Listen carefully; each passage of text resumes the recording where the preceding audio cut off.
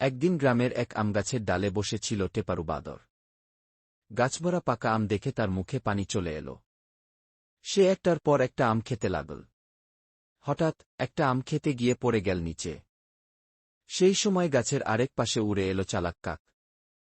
কাক বলল, বন্ধু বাদর, এত আম একা খেলে পেট ফেটে যাবে।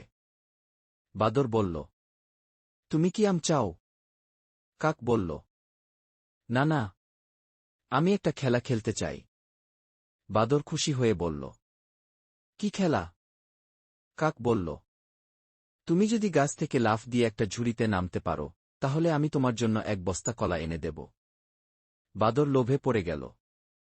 সে ঝাঁপ দিল, কিন্তু সেটা ছিল বুড়ো চাষার কলা রাখার ঝুড়ি।